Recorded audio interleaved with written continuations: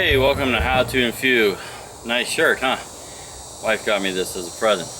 Today we're going to take a look at how to program a newly cut key to this car. This is a Chevy Traverse. There are other Lambda models like Equinox, and there's a Chrysler version of this car. The Equinox is a little bit smaller. And I can't remember all the names right now, but all the Lambda models and even some other GM cars are going to work the same. Key thing here is that you have to look up and make sure that your car is able to be programmed, because after a certain year, I think 2011, GM made it impossible for the owner to do this themselves, and they would have to go to the dealer to have it done for upwards of about $100. Now, last video we programmed new electronic remotes. I showed you how to do that. That was fairly simple. With that same package, we got 2 new electronic remotes and 2 blank keys.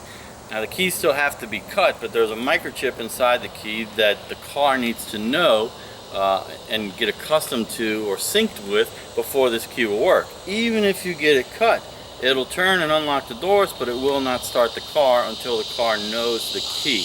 And that's the process that we're going to do today.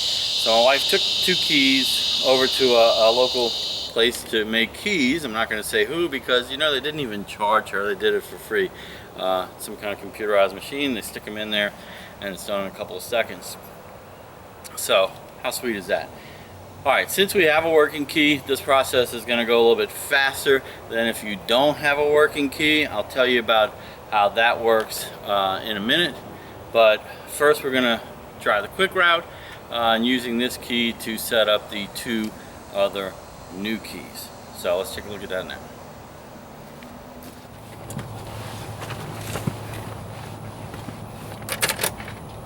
Punch your tool up.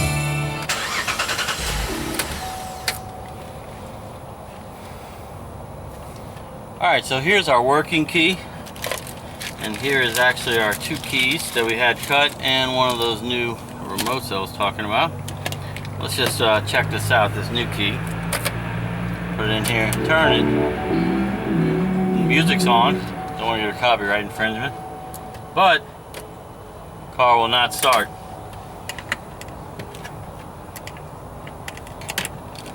So, with a working key, the instructions are to insert the key, turn it on for 5 seconds, and we're going to count 1 Mississippi, 2 Mississippi, and then turn it off and pull it out. And within 5 seconds, we have to insert the new key.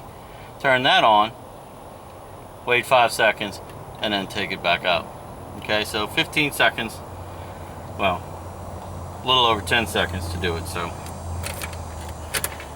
1 Mississippi, 2, 3, 4, 5.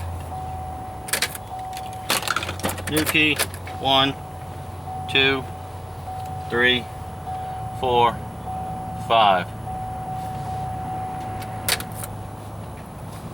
If everything worked right, this key should now start the car. Wow, don't you love it when things work? Now, I conveniently dropped the other key between the seats, so I'm going to have to retrieve that real quick. But actually, we'll try to use the new sync key to sync the 3rd key. 1 Mississippi, 2 Mississippi, 3 Mississippi, 4 Mississippi, 5 Mississippi. New key, 1 Mississippi, 2 Mississippi, 3, 4, 5. Now notice a change in the tone, so I'm assuming the car is counting with you. Now let's see if this one works.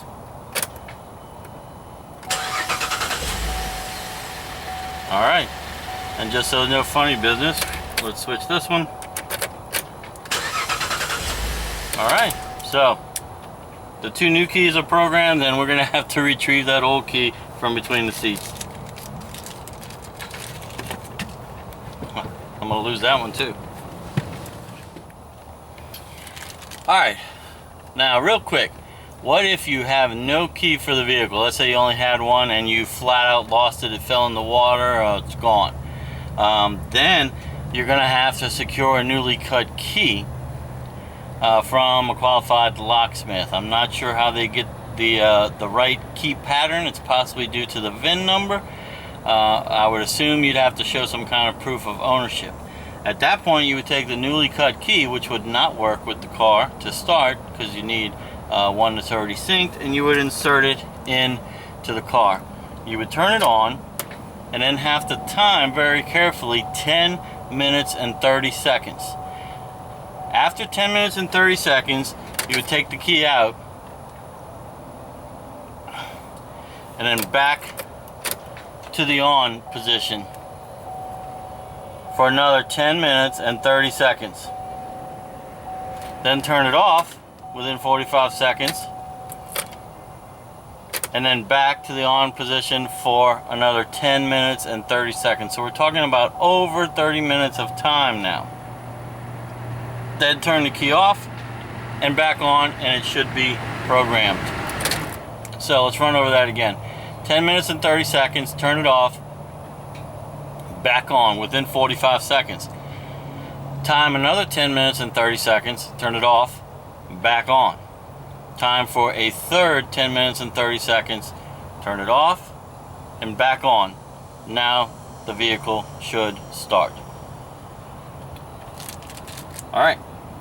Hopefully that's not your situation and you're just trying to get a couple of extra keys and you went through the process the way we did.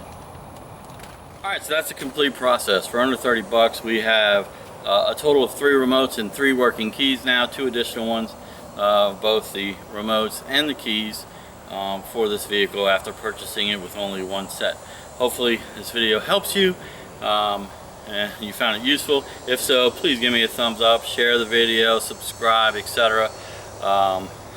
Most people just watch, they're searching for one thing, searching for that particular item, and then watch my video that one time. So unlike other YouTubers that draw a much bigger audience, I'm kind of depending on you guys to give me the thumbs up, which promotes the video so that it will appear a little bit higher in the rankings the next time somebody searches for it. So thanks for that, and thanks for watching. I'll see you next time.